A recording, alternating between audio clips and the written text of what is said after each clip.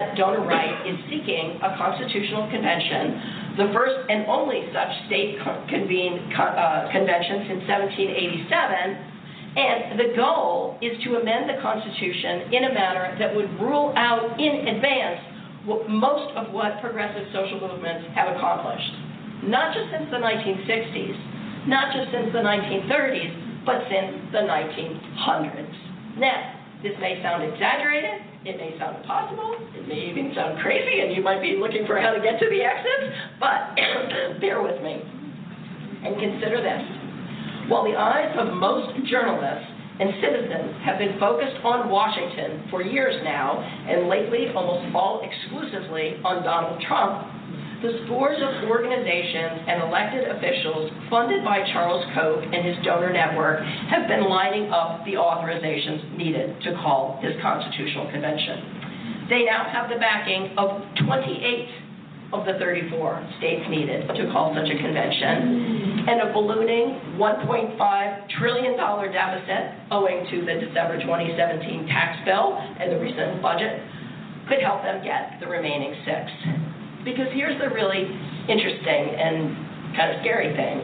There are 6 states in which the GOP controls both houses of the legislature that have not yet authorized a convention: Idaho, Kentucky, Minnesota, Montana, South Carolina, and Virginia. All 6 of those could line up within the next few years at this rate, especially as the deficit surges. How? Because the first item of business for such a constitutional convention is a balanced budget amendment, something that the right has tried and failed repeatedly to get from the normal political process in Congress. Because once people think it sounds like a great idea until they find it would mean the end of Social Security, Medicare, and all these other things that they care about.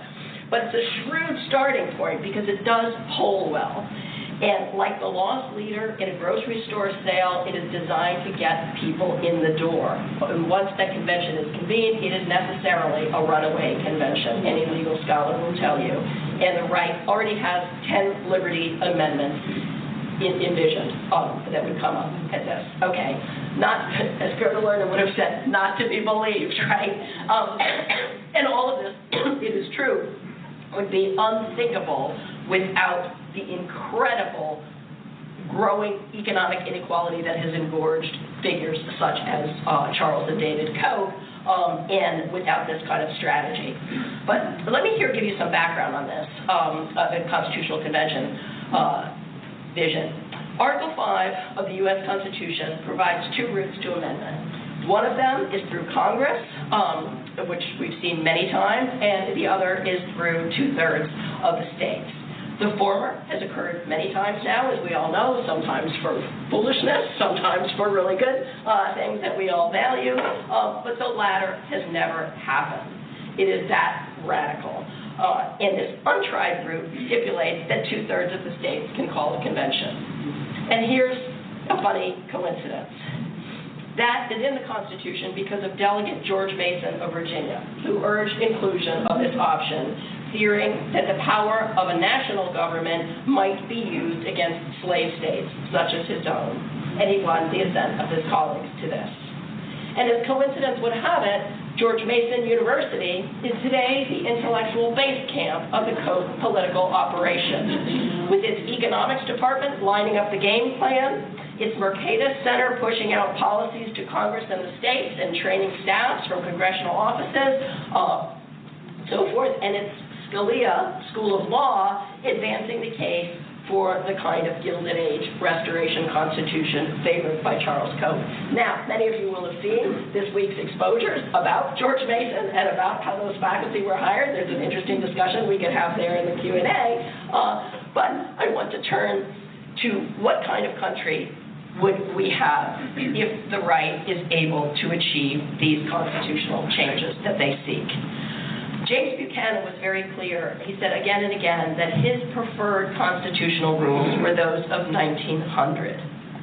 So the libertarian utopia would look a lot like America in 1900, a place where workers had no legal right to organize for collective voice and power, a place where corporations were all but free of democratic accountability, whether for discrimination, for pollution, or consumer protection, a place with no Social Security, Medicaid, or Medicare, needless to say, and more. But not even the Republican voters who are sticking fruit by Donald Trump through thick and thin would want to live in this America, right? The America without Social Security and Medicare and so forth. So how could the Koch-led right carry out such a radical transformation in a democracy where people don't want what they're seeking? That's where my research brings something new to the table. The operational strategy that Charles Koch and his team of organizations and operatives that he works with, as you know, which is quite extensive at this point, have devised a strategy to surmount this obstacle, one that depends on stealth. It proceeds through a series of what Koch himself calls interrelated plays, incremental changes that build on one another in a cumulative manner, what he calls making liberty self-reinforcing, so that the cause never has to inform the people of the true end game, or even be honest about the purpose of each play that moves the overall project closer to its goal. Why stealth? Again, this is crucial, and this, I think, is the single most important finding of my book. Because Charles Koch and his field generals know from repeated historical experience that their true vision would repel the majority, right? Again and again, people have turned against that agenda once they understood it.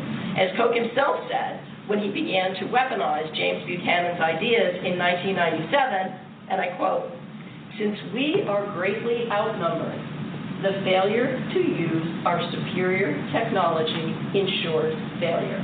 Let me repeat that. Since we are greatly outnumbered, the failure to use our superior technology ensures failure. Now, You're off.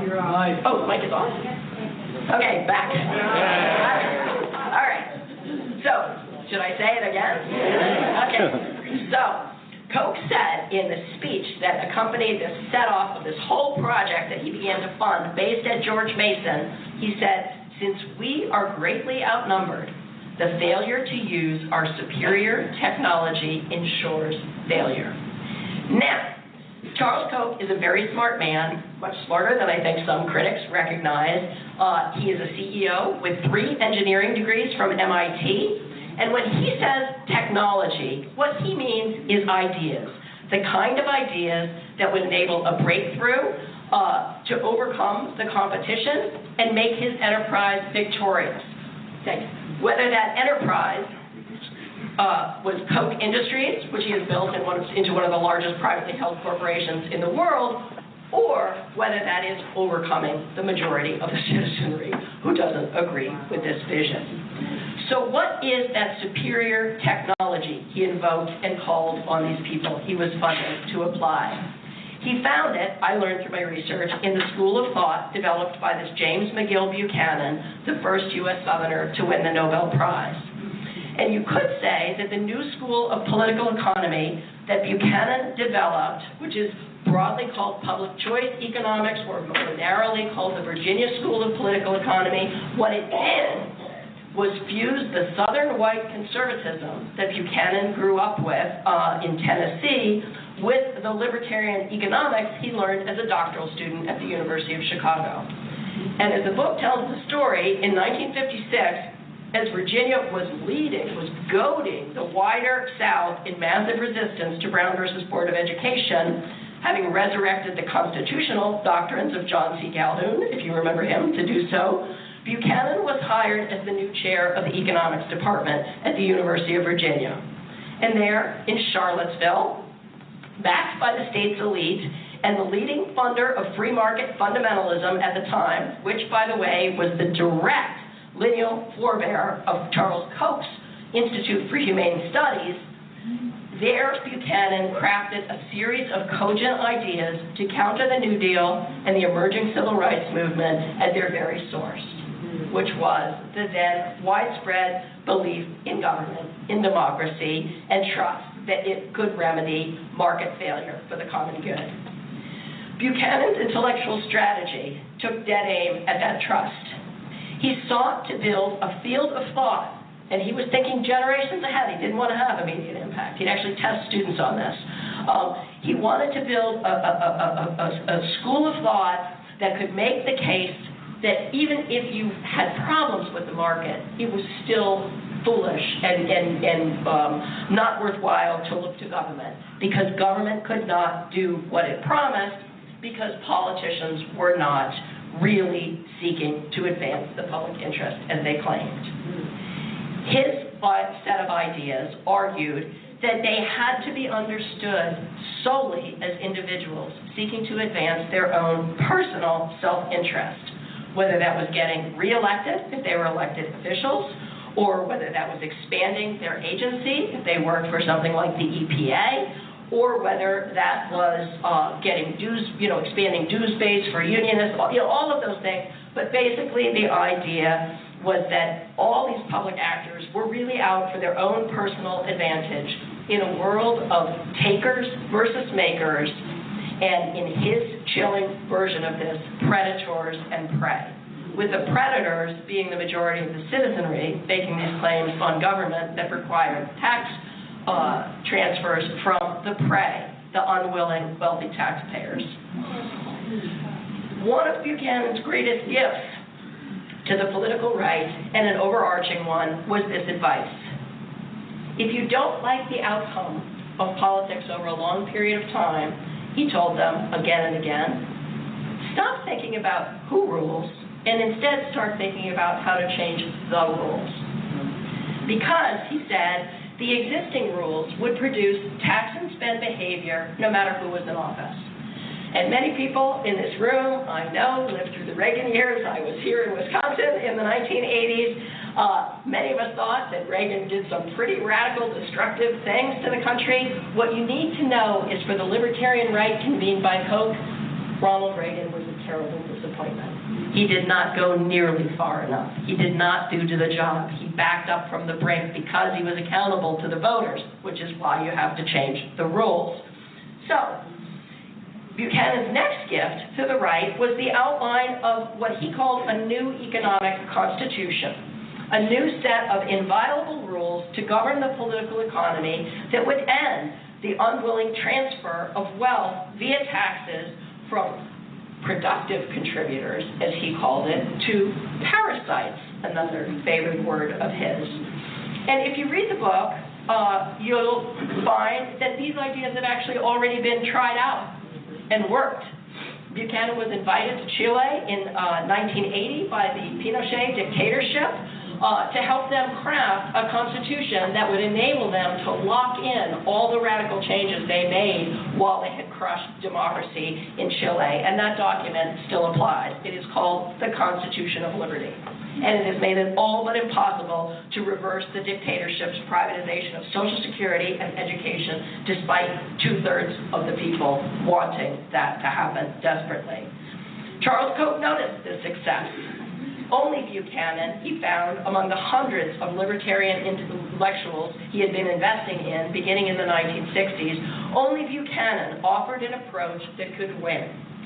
And by 1997, when Charles Koch was getting impatient at the pace of change and worried about the way the country was moving, he concluded that Buchanan's school gave him the technology that could be weaponized to secure this ultimate victory.